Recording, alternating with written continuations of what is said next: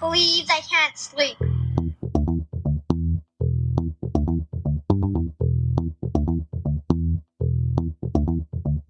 It's time to listen to Courtney at last on the Ramblings of an Insomniac podcast.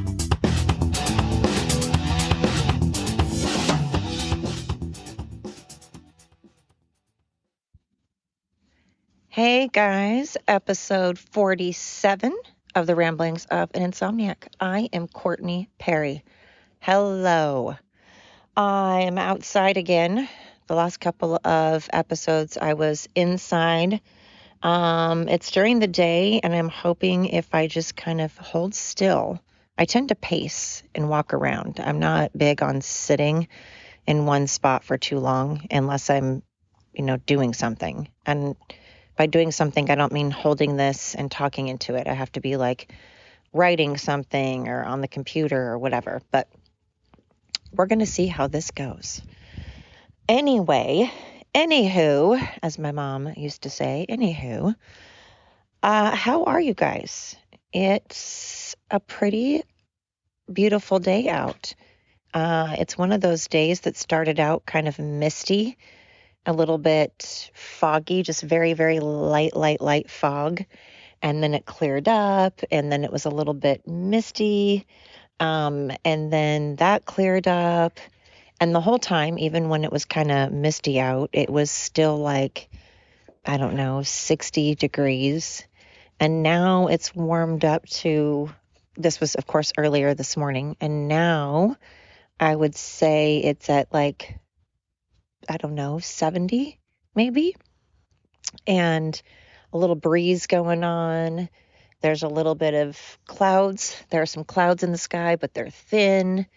All in all, it's a pretty nice day, I would say. My cat Jasper is chiming in the background because why not? Would it be any other podcast if my animals weren't constantly chiming in and having something to say? No, it would not. So what is on my mind? What has been keeping me up? Well, for some reason, I have had the fact that, well, not for some reason, I was watching some shows and some documentaries, and this is what spurred it. So it's not like this was out of the blue, but I always wonder why in real life and in movies, people will know something about someone else.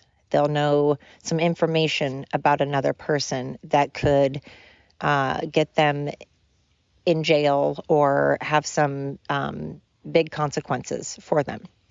And I've never understood why the person that has that information, like let's say I know something about a person, I know something about my coworker, and something that could get them fired or put in jail or whatever, have serious consequences. And I went and told that person before I told whomever, like my boss, my supervisor was. I just went and warned them, hey, I know this about you. And if you don't give me, let's say it's, an amount of money or, you blackmail them, basically. I've never understood why people do that. It does not bode well. It never ends well. Who on earth is going to be like, oh, sure, let me just take your word that you will never say anything and not constantly blackmail me. And why would I want to trust you with this information when at any time you could always go to my boss or the police, depending on the severity of what the person's information they have about you is. Why would you do that? Forewarned is forearmed. And it always ends up that you get killed. You're going to get yourself killed. Man, you would think people would know this. This is common sense. You don't go up to someone and go, so I have this information about you that would put you in jail for the rest of your life. And if you don't give me money, then I'm going to go to the authorities. I'm sure that person's not going to be like, oh, sure. Okay, cool. Let me just cough up that money and then trust that you will never, ever say anything again. No, they're going to kill you. They're going to off you. That's just Murder 101. That's just blackmail 101. Blackmail does not work. When does blackmail work? Blackmail never works, people. I don't know this from experience. I haven't blackmailed anybody. It's just, it never ends well when you know information about somebody and you go up and tell them first, because they're just going to constantly think that you are going to turn them in at any time. They're never going to be able to let their guard down, or, they're always going to be anxious that you're going to turn them in, and they're not going to want you to always hold that over their head. They're not going to want to owe you all the time. So they're going to either kill you or they're going to frame you so that you go to prison. So, if you were planning on blackmailing anybody, you're welcome. I'm glad that I could do you a favor. Don't say you didn't learn anything when you listen to this podcast, right? There you go. Don't blackmail people. It does not end well. That is your life lesson. That's your life lesson. My neighbors are on their quads. They're on their quads. Actually, that's a motorcycle. He's on his motorcycle. So, sorry. That's funny. Anyway, so don't say I didn't teach you anything. What else has been on my mind? The fact that I've never really understood car insurance, in the sense that you have to have liability. And you have to have liability in case, I get into a car accident, it's my fault. I can at least be able to pay for the person that I caused damage to the car that I caused damage to. And I get that. But here's what's weird. Let's say I'm driving around uninsured, which is obviously illegal. At least here in the state of Oregon, it's illegal. I don't know about everybody else, but in the state of Oregon, you have to at least have liability so that you can at least cover the other person's damages. But what I don't get is, let's say I'm driving around like an asshole with zero insurance and I get into an accident. And let's say it's a fairly serious accident, and that other person has to go to the hospital and has to have, several surgeries, and that person needs, physical therapy afterwards. Well, all of that racks up. And if I just had liability, it's either because I can't afford full coverage, or I don't feel that my car is worth full coverage because maybe it's not worth that a lot of money, and you don't want to waste paying a lot of insurance when your car isn't even worth that much. But you don't think about it as you're also covering, that other person. Well, I know that there's an amount you can cover and there's a certain amount that you can pay out. But let's say I don't have any insurance. Let's just say I'm driving around like an asshole, no insurance. I get into a car accident, and that person, like I said, has to have even one surgery, even if it's just one surgery, let alone, more than one.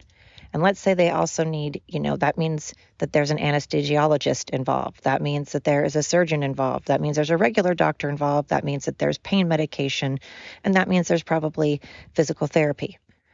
So let's say I go to jail because I'm driving uninsured and I cause an accident, and I go to jail. So now the person that is in the hospital still is going to have to battle trying to get their bills covered, because if I don't have any insurance, where are they going to get that money? Where's the money going to come from? And that would mean it's probably coming out of my pocket and my insurance, which is a bunch of crap, because I'm having to use my insurance to cover some other asshole driving around uninsured. And then that person now is going to go to jail. Well, if they're in jail, they can't work. And if they can't work, they can't make payments toward my hospital bill. And now it means actually I'm paying even more, because now I'm paying taxes for this schmuck to be in prison. So I'm going to pay taxes on this guy, so there's more money out of my pocket. And he's still not paying me. My insurance is now going to have to kick in, or however that works. To be honest, I'm not certain how it works. That's just what I'm going to assume, because they have to get money from somewhere. And I mean, the Democrats, want us to pay for student loans. So then I was going to say, well, hey, then can we just make them pay for my car accident that somebody else caused? Because If I'm going to pay for student loans that were your choice, I would say something like this that wouldn't be my choice, something I didn't choose. I got hit by somebody who didn't have insurance. And then if my insurance has to pay, I'm getting dinged. So can we just take that out like they did with student loans? Can we just write that off? So I was thinking about that. This has happened to somebody I know, and they did have insurance, but it was very minimal. And the amount of damage that was done is barely covered by the insurance that this person had. And she's having to fork over a lot of it out of her own pocket, like a lot. And that's just not fair. It's unfortunate when you're having to pay the price for somebody else's negligence. It's frustrating when people have to pay for other people's lack of responsibility and lack of planning. You know, I always used to hate it when I would prepare, like I would pack to go places, and I would have, a sweatshirt, and I'd have something in case it rained. I would have something in case it was sunny. I would just make sure I was prepared for all occasions. And then I would purposely tell whomever I'm traveling with, hey, make sure, I don't know what the weather's going to be like. You want to pack for everything. You don't want to be cold or too hot or too cold or wet or, rained on. You want to make sure you've got the right clothes. Oh, yeah, no, I'm fine. I'll just, if it's too cold, I'll just throw on a sweatshirt. Well, yeah, but what about a coat in case it rains? Now I'll just throw on a sweatshirt, blah, blah. And you'll tell that person over and over, are you sure? That's all you want to pack. What about? Yep, I'm fine. And then you get to your destination and let's say it rains. And now this person that you've warned repeatedly that it might rain and they should probably prepare for rain is like, oh, can I borrow your coat? Can I borrow your rain jacket? I didn't bring one. Well, no, I prepared. I was the one that said, hey, you should probably pack a jacket just in case it rains. Remember when I said that? Remember how you kept saying, nah, I'm fine? Well, why now do I have to give up my being dry and comfortable and warm because you were ill prepared? I mean, I'm not an asshole. I usually end up giving people my coat because I'm a pushover and I do it. But then I bitch about it later, like now. But you know what? I shouldn't have to. I don't have to. I choose to. I choose to do it, and I shouldn't. I should no longer choose to do it because you know what? Fuck you. You didn't prepare. You have to prepare. Just like when you choose what you want to do for college. Hey, you're young. When you're young, you don't know what the hell you're doing. You don't know what you want to do. My God, like most of the time you don't have things figured out until, well, do you ever? I don't think anybody ever has things figured out. You just learn a little more. But, when you go to college, the first 4 years are prerequisites anyways. So you don't even have to really pick what you want to do until later. And I think you should put a lot more time and energy into it than I feel that people are, because it is your career path. Not to say you have to stick with it and dun, dun, dun, once you pick it, you can never change. But at the same time, I mean, if you're going to school for art, which, like I said, I love art. I want art covered all over every inch of my walls. Love art, not putting down artists. I love photography. I do photography. I am a photographer.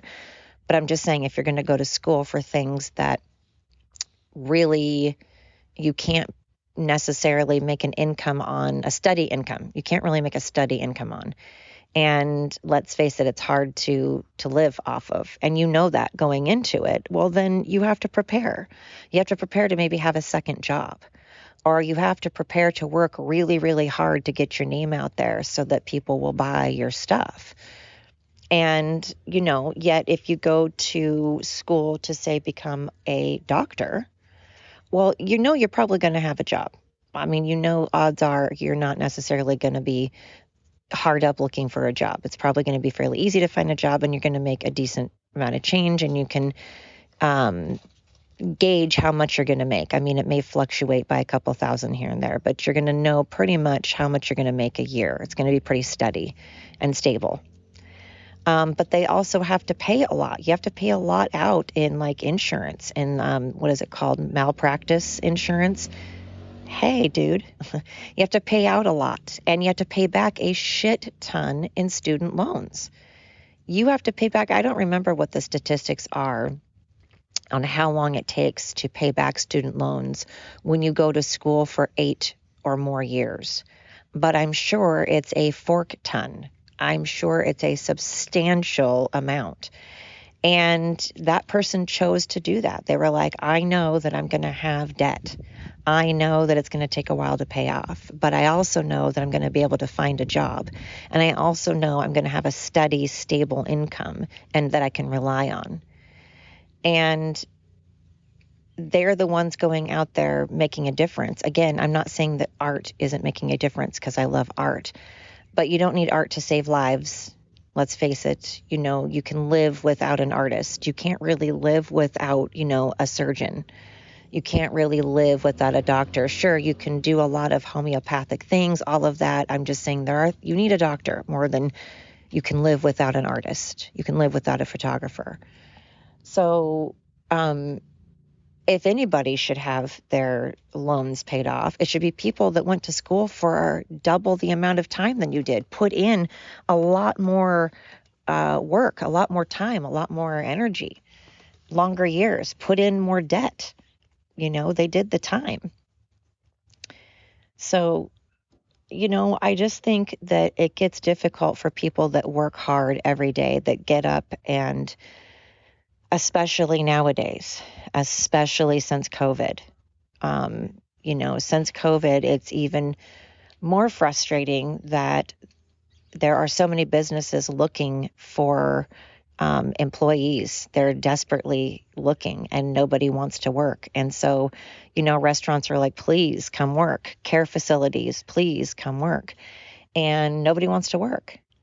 And now that, their unemployment's running out, you would think people would be rushing to go find a job. And then they do, but then they're like, oh, I'm doing you a favor. And then they show up in their hair barely brushed. Like, what is it nowadays? Back in my day, like I said, I'm 48, so I was born in 74, and we used to have to make a resume. You actually made a resume. You put that effort into it. You had to show, that you wanted the job. You had to compete with other people. And you had to dress the part. If you're going to go be like the CEO of a company, you better wear a suit. You better wear, look nice. You don't have to, whatever your choice is, whether it's a suit, skirt, whatever, but look nice. You're going to dress the part, and you're going to brush your hair and brush your teeth, and you're not going to show up in jeans and a t-shirt with your hair half brushed and no makeup. I mean, you don't have to wear makeup, but you know what I mean? Look presentable. Look like you want the job. Don't act like you're doing them a favor by your presence, And we shook hands. We looked people in the eye and we gave a firm handshake. And at the end of we had to have an interview. We had to sit down and compete with other people and have an interview. We had to prove that we wanted the job. And now you do everything online, on Indeed. And a lot of people don't even want you to bring in a resume, which boggles my mind. It boggles my brain. That's so bizarre to me. Wouldn't you want to see that the person wants the job and is putting in the time and energy into getting the job? Wouldn't you want to shake their hand and see if they can brush their hair? See if they can put on clothes that don't have holes? And okay, let's say you cannot afford nice clothes. Let's say the only thing you have to wear is a pair of Holy jeans and a t-shirt. Okay. The fact that you are going to show up in jeans and a Holy t-shirt, if that's the only thing you have, I get that. Okay. But brush your hair and do that scene like from The Pursuit of Happiness, like Will Smith. I mean, at least explain it to them. At least know that you're putting in the effort by showing up, brushing your hair, brushing your teeth, shaking hands, doing an interview and answering some questions to see if you are even qualified. Even just showing you can be there at the time they ask you. Part of why people have interviews is to show punctuality. Are you punctual? Can you show up? Can you manage your time? So I would want, if I were going to be hiring people, I would want people to show up and bring me a resume. Not just fill out forms online and turn it in and just like do it like a million times a day and be like, blah, blah, blah. I don't care. I don't know. Effort. It seems like there's not a lot of effort being put into anything except bitching and whining. There is a lot of effort being put into bitching and whining and complaining, including myself. I mean, I apparently am doing a lot of it myself. The world is pissed off right now, and so there's a lot of disappointment and hurt and anger going on and frustration. So, oh my gosh, there's a yellow jacket that is not leaving me alone. There are those elder beetles. Still the gosh dang elder beetles. Anyway, effort. It just doesn't seem like there's a lot of effort being put into ourselves and how we are looking to our children. They're looking up to us. We're setting the standard. We are showing them how to behave. And we're not really putting into any effort into considering the fact that they're going to mimic us one day. They're going to be us one day. And how are they going to handle situations? They're going to handle it how we are doing it now, how we're showing them to handle it. They're going to dress how we dress. They're going to treat people how we treat people. And there doesn't seem to be any effort into showing kids how to be kind or how to work hard or how to put in effort. I mean, hell, you get a participation award. What the fuck kind of effort is that? I participated. I got on a bus and it brought me to this game. I got off the bus and then I sat on this bench here. So that's participating, right? No, that's not participating. It's not actually. And I'm sorry, if you're not good enough to be off the bench, then you need to work harder. Work to get off the bench. Otherwise, why did you even decide you wanted to be in that sport? If you wanted to be in volleyball, and volleyball is you're like, hey, every day after school, I'm going to go to volleyball practice and then I'm going to go to games. Why waste that time and energy on doing any of that if you don't want to actually play the sport? Why waste every day after school and why put in that effort of practice if you don't want to actually play? If you just want to sit on the bench, then don't even show up. Like, why even be in that sport? I don't get that.